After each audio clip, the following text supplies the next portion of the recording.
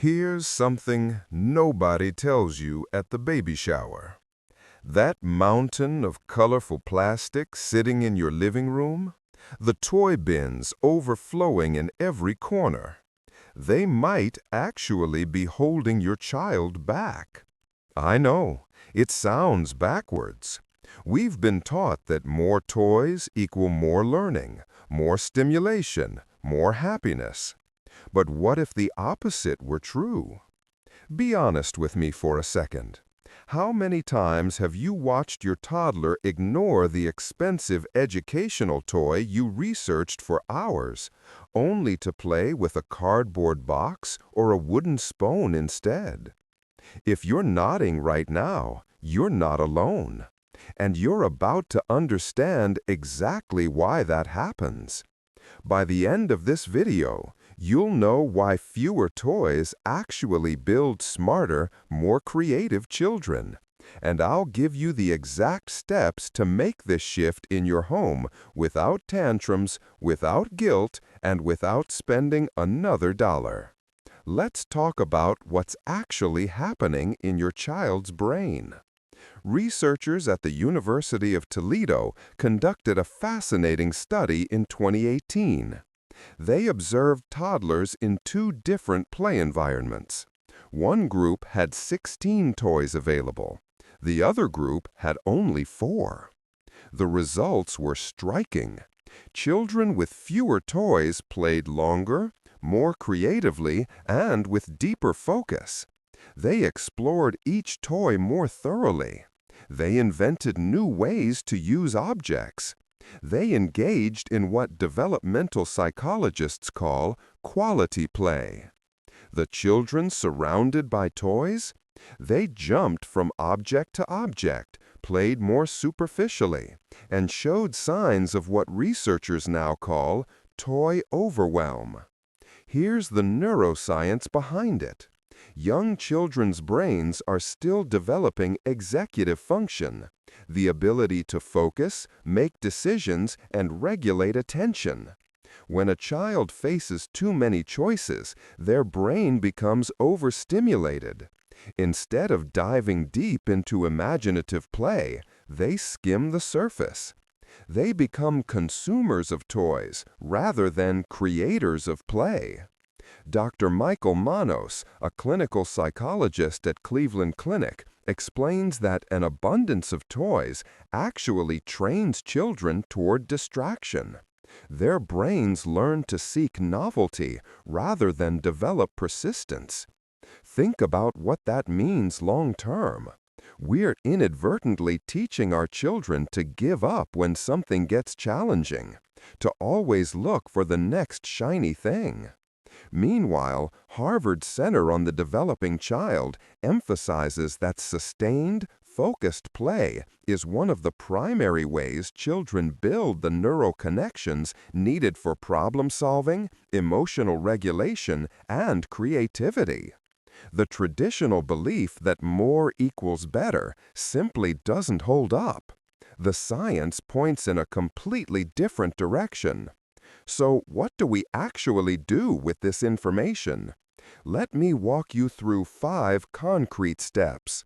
Number 1, conduct a toy audit. This weekend, go through your child's toys. Keep only what sparks genuine extended play. A good benchmark is 10 to 12 toys total for children under 5. I know, that sounds radical. Trust the process.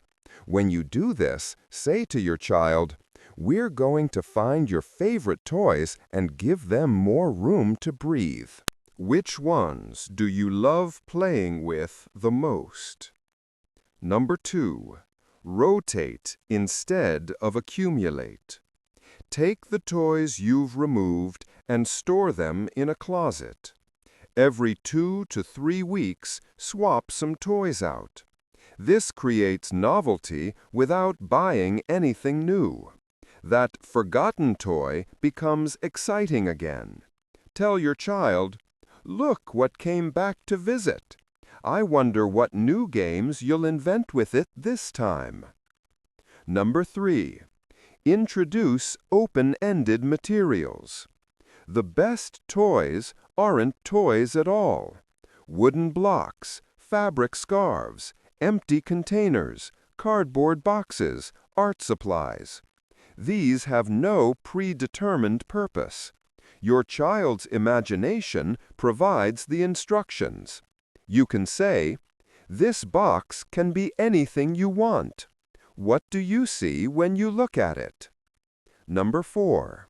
Protect unstructured playtime. Resist the urge to direct or entertain.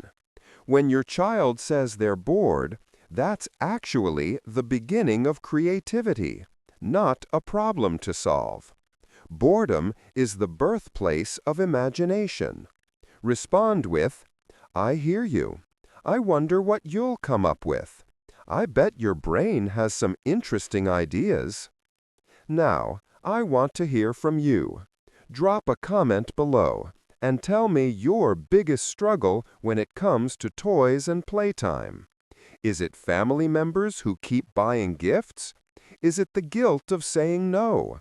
Let me know, and I'll address the most common challenges in an upcoming video. Number 5. Redirect gift givers with intention. This is where it gets tricky for many families. Grandparents, aunts, uncles, friends, they all show love through gifts. You don't have to reject that love. Redirect it.